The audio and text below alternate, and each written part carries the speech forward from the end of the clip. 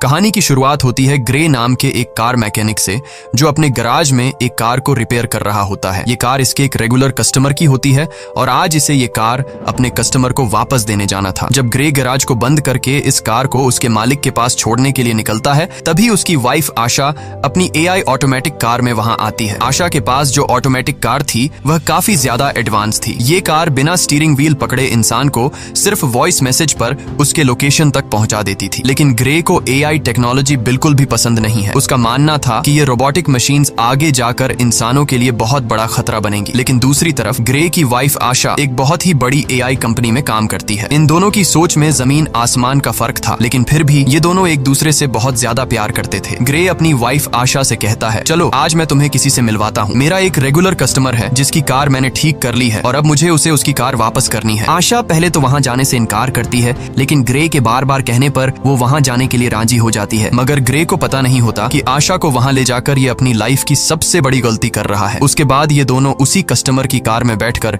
उसके घर की तरफ निकल पड़ते हैं और आशा की ऑटोमेटिक कार भी उनके पीछे आ रही होती है, ताकि जब ग्रे अपने कस्टमर को उसकी कार उसके हवाले कर दे तो ये लोग अपनी ऑटोमेटिक कार में घर को वापस आ सके। वहां पहुंचने पर ग्रे अपनी वाइफ को एक आदमी एरन से मिलवाता है। तब ग्रे की वाइफ उसे देखकर काफी हैरान रह जाती है, क्योंकि एरन एक बहुत बड़ी टेक कंपनी का मालिक था। उसकी कंपनी AI ऑटोमेटिक चीजें बनाती थी। यहाँ आशा अपने हस्बैंड ग्रे से कहती है, तुमने मुझे पहले क्यों नहीं बताया कि तुम मुझे एरन से मिलवाने ला रहे हो। असल में एरन ही ग्रे का रेगुलर कस्टमर था। लेकिन यहाँ हम देखते हैं कि एरन का नेचर थोड़ा अजीब सा था। उसे यह भी नहीं पता था कि जब किसी से मिलते हैं तो किस तरीके से मिला जाता है। आशा एरन से कहती है, मैं भी एक AI टेक कंपनी में काम करती हूँ जो जल्द ही तुम्हारी कंपनी के बराबर में आ जाएगी। जिस पर एरन मुस्कुराते हुए कहता है, ऐसा कभी नहीं हो सकता, चलो दिखाता हूँ क्यों। और फिर एरन उन दोनों को अपनी लैब में ले गया। वहाँ एरन ने खुद का बनाया हुआ एक स्पेशल चिप बताया, जो कि एक AI यानी आर्टिफिशियल इंटेलिजेंस चिप थी, और उस चिप को उसने नाम दिया था स्टेम। वो बताता है कि ये चिप कुछ भी कर सकती है, क्योंकि इसमें बहुत सारे पावर्स हैं और इससे तेज दिमाग आज तक किसी ने भी नहीं बनाया। इस इन्वेंशन को देखने के बाद ग्रे और उसकी वाइफ अपनी इलेक्ट्रिक कार से घर वापस जा रहे होते हैं। कार ऑटोमेटिक मोड पर थी। आशा और ग्रे गाड़ी के पिछले सीट में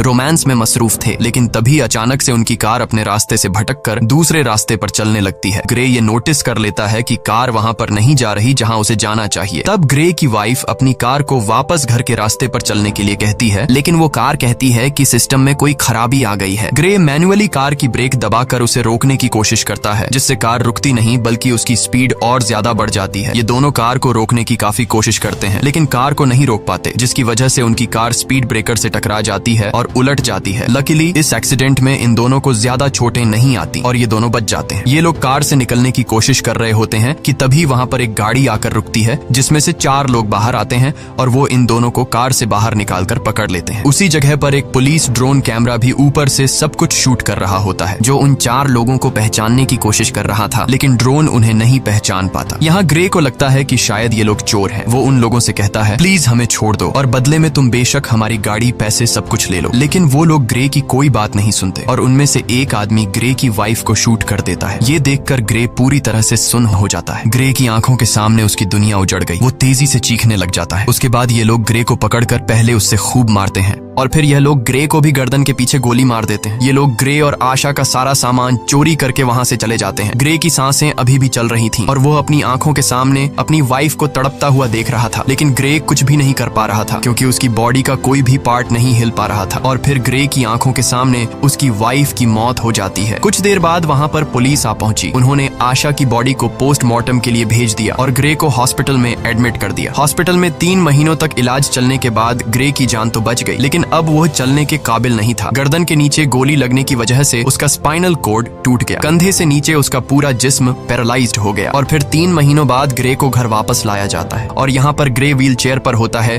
क्योंकि उसके सिर के अलावा पूरी बॉडी बेजान थी। अब ग्रे कोई भी काम नहीं कर सकता था, इसीलिए उसका काम करने के लिए उसके घर पर एक रोबोट मशीन थी जो उसका सारा काम करती थी और उसकी मदर उसका ख्याल रख रही थी। लेकिन ग्रे के लिए अब जिंदगी बोझ बन चुकी थी। उन 4 किलर्स ने न सिर्फ उसकी वाइफ को मार डाला बल्कि उसकी जिंदगी उजाड़ दी। वो बदले की आग में जल रहा था। बस ग्रे के पास एक ही उम्मीद बची थी, जिसके सहारे वो जी रहा था। वो अपनी वाइफ के किलर्स को जल्द से जल्द जेल की सलाखों के पीछे देखना चाहता था। इसीलिए वो पुलिस स्टेशन जाता है। पुलिस स्टेशन में ग्रे उनसे अपनी वाइफ के किलर्स के बारे में पूछता है, तो वो डिटेक्टिव कहती है कि इनमें से अभी तक किसी का भी पता नहीं चल पाया। वहाँ हमारे पुलिस का ड्रोन कैमरा तो मौजूद था, लेकिन फुटेज धुंधली थी, जिससे कातिलों का पता नहीं चल पा रहा है। और पुलिस अब और इन्वेस्टिगेशन कर रही है, हम बहुत जल्द उन्हें ढूंढ लेंगे। तब ग्रे ये सुनकर काफी ज्यादा डिसअपॉइंट हो जाता है, क्योंकि काफी टाइम से ग्रे पुलिस से बस यही सुनता आ रहा था कि हम इन्वेस्टिगेशन कर रहे हैं। अब ग्रे पूरी तरह से हिम्मत हार चुका था और वो इस तरह से जीना भी नहीं चाहता था, क्योंकि उसकी जो उम्मीद थी अपनी वाइफ के कातिलों को जेल की सलाखों के पीछे देखने की, उससे वो अधूरी नजर आने लगी। ग्रे को समझ आ गया था कि पुलिस उन 4 कातिलों को कभी नहीं पकड़ पाएगी, इसीलिए अब वो खुद को मारने की सोचने लगा। ग्रे वहां पर मौजूद रोबोट मशीन की मदद से मेडिसिन का ओवरडोज ले लेता है, जिससे वो बेहोश हो गया। अच्छी बात यह थी कि उसके घर पर लगे एआई सिस्टम ने वक्त पर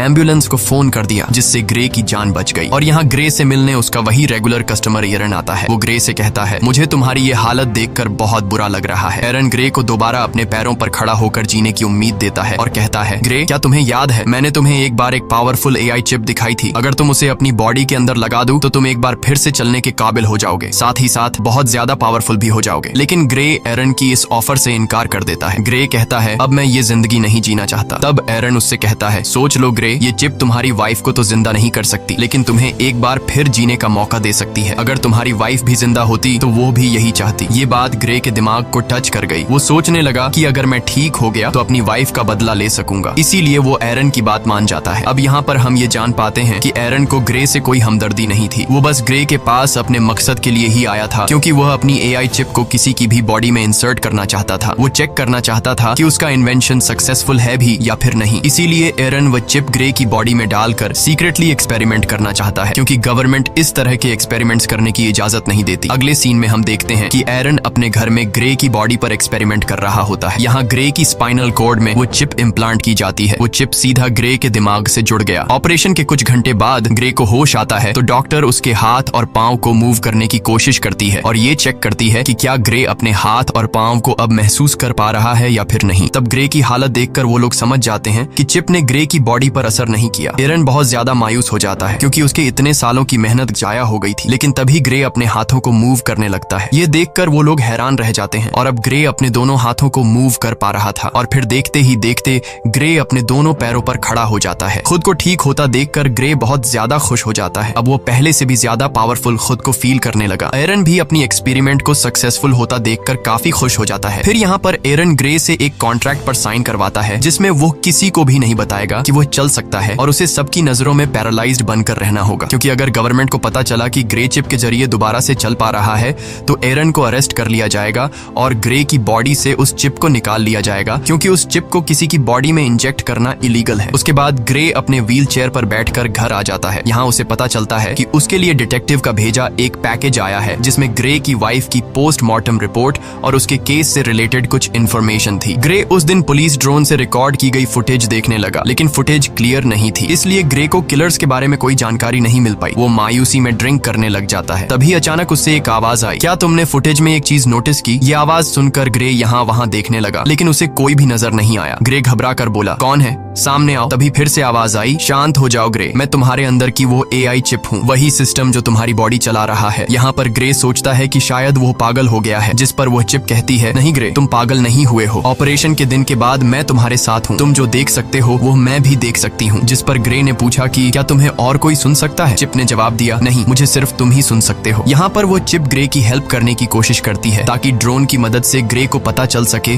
कि उसकी वाइफ को मारने वाले लोग कौन थे। ग्रे के साथ यहाँ पर वो चिप भी सब कुछ देख पा रही थी, जो ग्रे अपनी आंखों से देख सकता था। चिप ग्रे का ध्यान फुटेज में एक किलर की तरफ करती है और कहती है, देखो ग्रे, इन चारों में से एक की बॉडी पर टैटू बना हुआ है, लेकिन ये टैटू बिल्कुल भी क्लियर नहीं दिख रहा था। इसलिए ग्रे बोला, ये तो बहुत ज्यादा ब्लर है, इसे मैं देख नहीं सकता। जिस पर वो चिप कहती है, तुम्हें नहीं दिख रहा, पर मैं तो देख सकती हूँ। मैं इस टैटू का एक क्लियर इमेज बना सकती हूँ, बस तुम एक पेपर और पेंसिल उठा लो। ग्रे के पेपर और पेंसिल उठाने के बाद चिप ग्रे के हाथ की मदद से बिल्कुल परफेक्ट वही टैटू बना लेती है। और जब ग्रे उस टैटू को देखता है तो पता चलता है कि यह एक मिलिट्री टैटू है। रिसर्च करने के बाद ग्रे को उस टैटू वाले आदमी के बारे में पता चल जाता है। ग्रे हैरान रह जाता है कि उस चिप ने तो कुछ ही मिनटों में उस कातिल का टैटू और एड्रेस निकाल कर दे दिया, जो कि पुलिस कई महीनों से इन्वेस्टिगेशन करने के बावजूद भी उन कातिलों को ढूंढ नहीं पाई। ग्रे बहुत खुश हो जाता है, क्योंकि उसे अपनी वाइफ के किलर्स में से एक किलर का पता चल चुका था। तब ग्रे उसके बारे में पुलिस को इन्फॉर्म करने का सोचता है, लेकिन यहाँ चिप ग्रे को ऐसा करने से रोक देती है। वो उससे याद दिलाती है कि तुम्हें एरन ने ये सब कुछ करने से मना किया था। तुम भूल गए कि तुमने एरन के साथ कॉन्ट्रैक्ट साइन किया था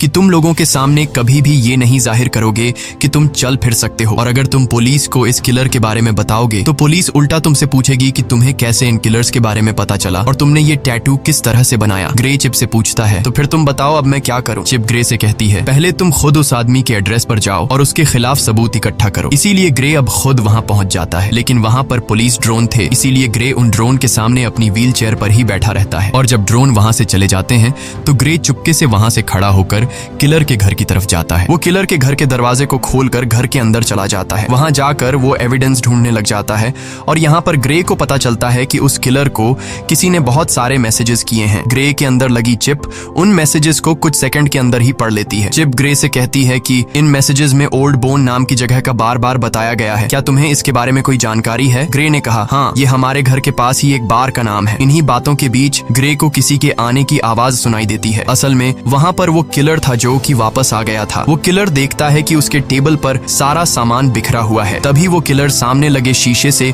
ग्रे को देख लेता है। वो फौरन ग्रे पर हमला कर देता है और उससे पूछता है, तुमने मुझे कैसे ढूंढा? तब ग्रे इस बात का कोई जवाब नहीं देता और ग्रे किलर से पूछता है, तुम बताओ मेरी वाइफ को किसने मारा था? वो किलर बहुत ज्यादा ताकतवर था, इसीलिए वो ग्रे पर भारी पड़ने लगता है। इससे पहले कि वो ग्रे को मार पाता, ग्रे के अंदर लगी चिप ग्रे से पूछती है, तुम मुझे अपनी बॉडी का फुल कंट्रोल दो ताकि मैं कुछ कर सकूं। जिसके बाद ग्रे बिना सोचे समझे उसे परमिशन दे देता है। चिप को परमिशन मिलने के बाद ग्रे एकदम से उस किलर पर अटैक कर देता है और उसे काफी बुरे तरीके से मारने लगता है। वो किलर भी परेशान हो जाता है कि आखिर अचानक इसमें इतनी ताकत कहां से आ गई, और ग्रे भी सोच में पड़ जाता है कि आखिर मैं इतना ताकतवर कैसे हो गया। यहाँ पर ग्रे उस किलर को खुद के हवाले करने के लिए कहता है, लेकिन वो किलर उस पर एक नाइफ से अटैक कर देता है। तो वो चिप सारी सिचुएशन को संभालते हुए उस किलर को मार डालती है और तब वो चिप किलर को मारने के बाद बॉडी कंट्रोल ग्रे को वापस दे देती है। ये देखकर ग्रे बहुत परेशान हो जाता है क्योंकि वो किलर को जान से मारना नहीं चाहता था। उसे लगा कि अब उसका जेल जाना पक्का है। वो चिप ग्रे से कहती है कि घबराओ मत ग्रे, तुम्हें कुछ नहीं होगा, बस तुम यहाँ जल्दी से अपने सारे फिंगरप्रिंट्स मिटा दो। अब यहाँ पर वो चिप जैसे कहती है, ग्रे बिल्कुल वैसे ही करता है। कुछ देर बाद पुलिस उस आदमी की बॉडी को पोस्टमार्टम के लिए ले गई, जहाँ हम उस डिटेक्टिव को देख पाते हैं। डिटेक्टिव को पोस्टमार्टम के दौरान पता चला कि उसकी बॉडी के अंदर एक वेपन इंसर्ट था और साथ साथ उसकी पूरी बॉडी में छोटी छोटी वायर्स थी। यानी वो किलर एक अपग्रेडेड इंसान था जो किसी भी आम इंसान से काफी ज्यादा पावरफुल था। दूसरी तरफ एरन ग्रे पर काफी गुस्सा करता है, तुमने उस किलर को क्यों मारा? ये काम काफी रिस्की था, अगर तुम पकड़े जाते तो तुम्हारे साथ मैं भी जेल चला जाता। मैंने इस चिप को तुम्हारे अंदर इसलिए इंसर्ट नहीं किया कि तुम अपनी वाइफ का बदला लो, और अगर दोबारा तुमने इस तरह की कोई हरकत की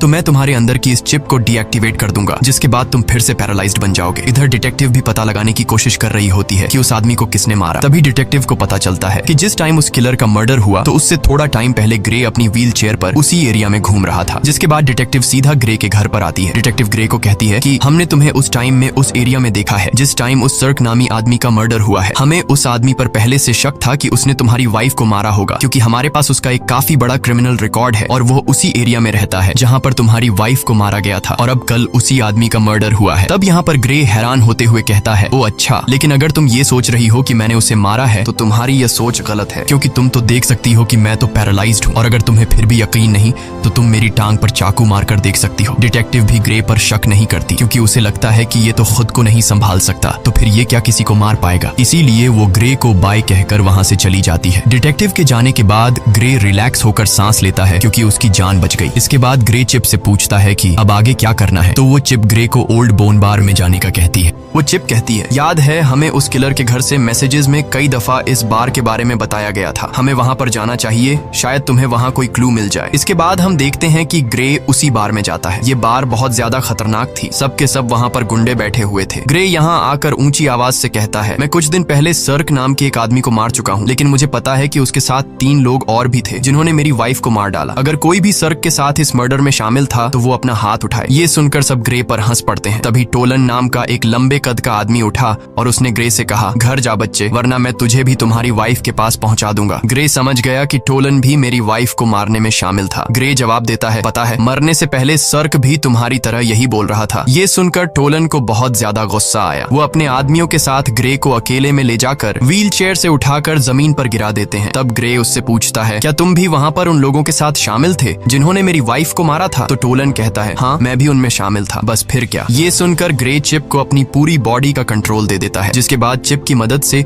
ग्रे उसके पास 2 आदमियों को मार गिरा देता है और फिर टोलन को भी बुरी तरीके से पिटने लग जाता है। ग्रे टोलन को नीचे जमीन पर गिराकर उससे पूछता है, तुम्हारे 2 और साथी कहाँ हैं और तुम लोगों ने मेरी वाइफ को क्यों मारा? लेकिन टोलन डरने के बजाय उल्टा हंस रहा था। वो ग्रे को कुछ भी नहीं बताता। तभी वो चिप ग्रे से कहती है, अगर तुम चाहो तो मैं बड़ी आसानी से इसका मुंह खुलवा सकती हूँ। ग्रे कहता है, क्यों नहीं, तुम जरा ट्राई करो। वो चिप उस किलर का फेस पूरी तरह से कट कर देती है। ग्रे पूछता है, अब बता क्यों मारा था मेरी वाइफ को? टोलन की सारी हेकड़ी निकल गई और फौरन उसने कहा, हमें पैसे मिले थे तुम्हारी वाइफ को मारने के लिए और मुझे फिस्क ने पैसे दिए। लेकिन इससे पहले कि ग्रे उससे फिस्क के बारे में कुछ पूछ पाता, वो आदमी वहीं पर मर जाता है। ग्रे गुस्से में चिप से कहता है, मैंने उसे मारने को तो नहीं कहा था, बस तुम्हें सिर्फ इसका मुंह खुलवाना था। तभी ग्रे की नजर उस मरे हुए आदमी के गले में लगी चेन पर पड़ी जिस पर उसे बनाने वाली कंपनी का बोल्ट नाम लिखा था। ये देखकर ग्रे को शॉक हुआ क्योंकि उस कंपनी में ग्रे की वाइफ आशा काम करती थी, यानी आशा के अपने ही कंपनी वाले उसे मरवाना चाहते थे। उधर एरिन को पता चल चुका था कि ग्रे ने फिर से किसी की जान ले ली। अब वो जल्दी से चिप को शट डाउन करने की कोशिश कर रहा था। तभी वो चिप ये बात ग्रे को बता देती है कि मुझे एरिन शट डाउन करने की कोशिश कर रहा है, इसीलिए हमें जल्द से जल्द कुछ करना होगा। ग्रे बोला, अब क्या करें? तभी वो चिप ग्रे को एक हैकर के बारे में बताती है ताकि उस हैकर की मदद से एरिन की इनपुट को हटा सके, जिससे एरिन का होल्ड खत्म हो जाएगा और वो कुछ भी नहीं कर पाएगा। चिप ग्रे को जेमी नाम के एक हैकर का पूरा एड्रेस दे देती है। इसके बाद ग्रे उस हैकर के पास जाने लगता है। कुछ देर बाद ग्रे उस हैकर के फ्लैट तक पहुंच जाता है, लेकिन दूसरी तरफ एरिन उस चिप को 30% शट डाउन कर देता है, जिससे ग्रे की एक टांग पैरालाइज हो जाती है। लेकिन ग्रे फिर भी हिम्मत करके ऊपर जाता है। एरिन तेजी से चिप को शट डाउन करने के काम पर लगा रहता है, जिससे ग्रे का एक हाथ और एक पांव पैरालाइज हो जाता है। लेकिन इससे पहले कि एरिन ग्रे को पूरी तरह से पैरालाइज कर देता, ग्रे हैकर के डोर तक पहुंच जाता है। इसके बाद एरिन ग्रे को 100% शट डाउन कर देता है। अब ग्रे पूरी तरह से पैरालाइज हो चुका था। अच्छी बात यह थी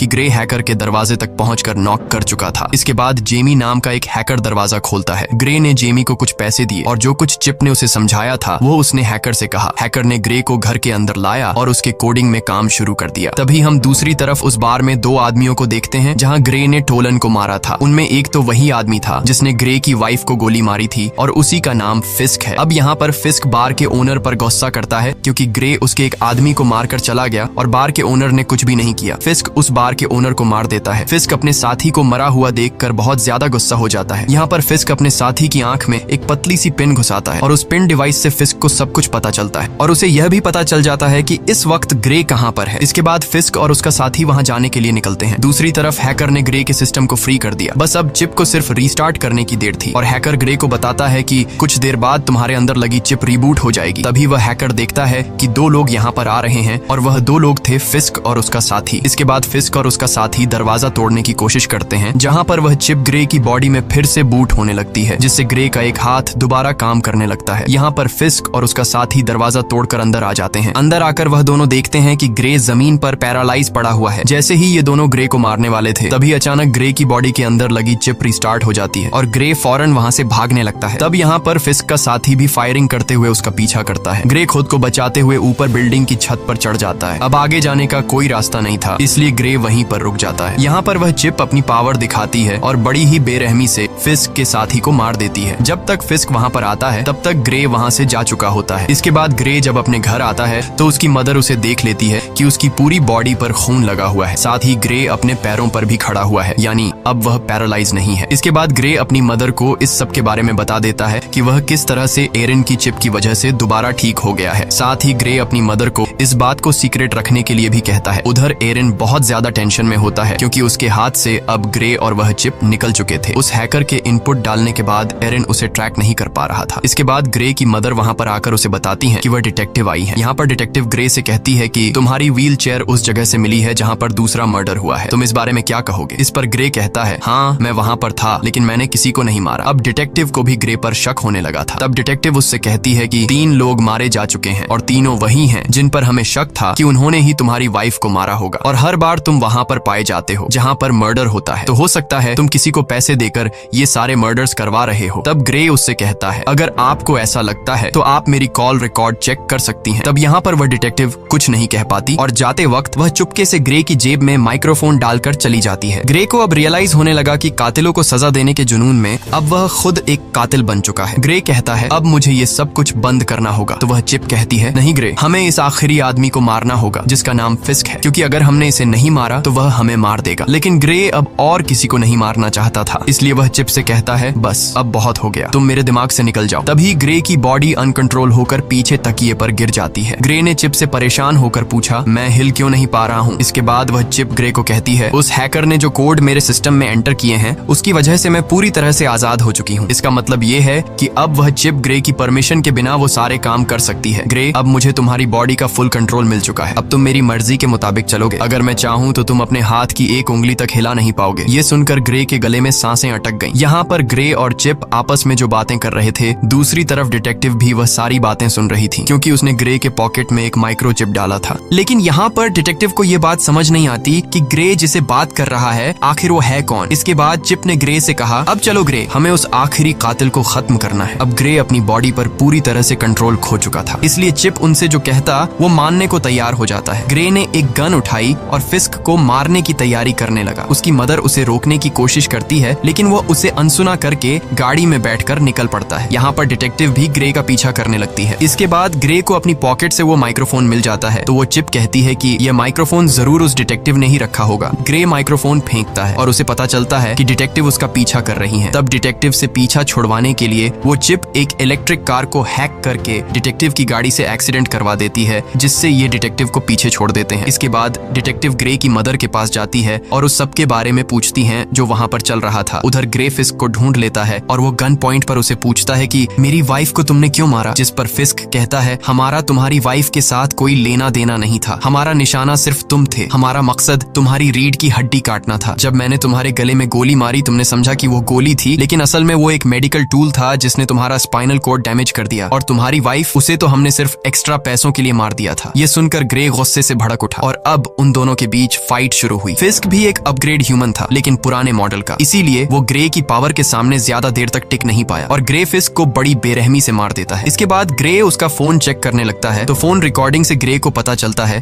कि यह सबके पीछे कोई और नहीं बल्कि एरन है। उसी ने ग्रे की वाइफ को मरवाया और ग्रे को पैरालाइज कर दिया। अब ग्रे बिना कुछ सोचे एरन को मारने के लिए उसके घर में जाता है, लेकिन वहाँ एरन अकेला बैठकर रो रहा था। ग्रे ने एरन से पूछा क्यों किया ऐसा तुमने, मैंने तुम्हारा क्या बिगाड़ा था। एरन कहता है ये सब मेरी प्लानिंग नहीं थी, मैंने तुम्हारी वाइफ को नहीं मरवाया। ग्रे कहता है झूठ मत बोलो, मैंने तुम्हारी रिकॉर्डिंग मोबाइल पर सुन ली है। इससे पहले कि ग्रे एरन को मार पाता, पीछे से डिटेक्टिव आकर ग्रे को गन फेंकने के लिए कहती है और जैसे ही डिटेक्टिव ग्रे के पास आती है तो ग्रे डिटेक्टिव को गिरा देता है। अब यहाँ उस डिटेक्टिव को ग्रे मारना नहीं चाहता था, लेकिन वो चिप मारना चाहती थी। ग्रे अपनी पूरी जान लगाकर डिटेक्टिव के गले से अपना हाथ हटा लेता है। अब चिप ग्रे से कहती है क्या अब तुम मुझसे ही लड़ना चाहते हो, तुम्हें पता नहीं है कि तुम्हारा दिमाग मेरे कंट्रोल में है, तुम जानते हो कि मैं तुम्हें दर्द भी दे सकती हूँ। इसके बाद वो चिप ग्रे के हाथ से चाकू उठाती है और उसके दूसरे हाथ में दे मारती है, जिससे ग्रे चीखने लग जाता है। ग्रे अब फिर से डिटेक्टिव को मारने के लिए आगे बढ़ा। वो उसे मारने ही वाला था कि डिटेक्टिव उसे टेजर गन से शॉक दे देती है, जिससे वो नीचे गिरकर पैरालाइज हो जाता है। इसके बाद एरन हाथ में बंदूक लिए ग्रे की तरफ आगे बढ़ा और यहाँ पर होता है मूवी का मेन प्लॉट रिवील। यहाँ पर एरन कहता है इस चिप को मैंने बनाया था और तुमसे पहले मैं इस चिप से बातें करता था और मुझे चिप ने बताया कि वो इंसानों की तरह बनना चाहती है। मैंने वही किया जो तुम्हारे गले में लगी चिप ने मुझसे करवाया। फिस्क को कॉन्ट्रैक्ट देकर तुम्हारी वाइफ को मरवाना, तुम्हें पैरालाइज करना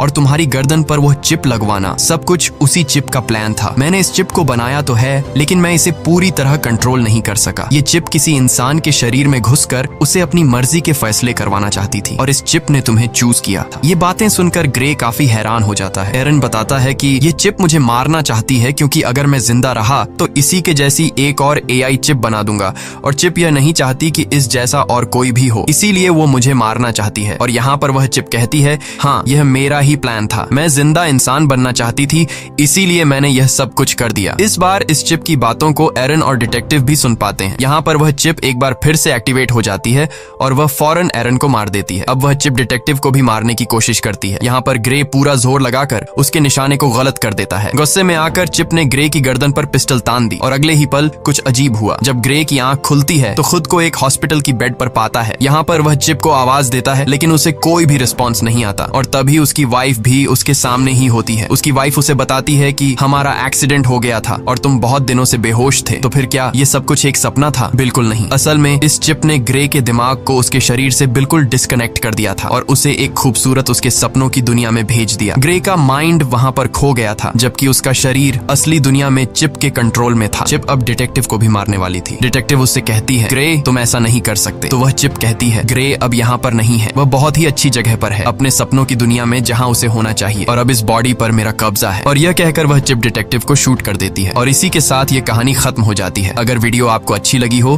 तो हमारे चैनल को सब्सक्राइब और वीडियो को लाइक जरूर कीजिएगा।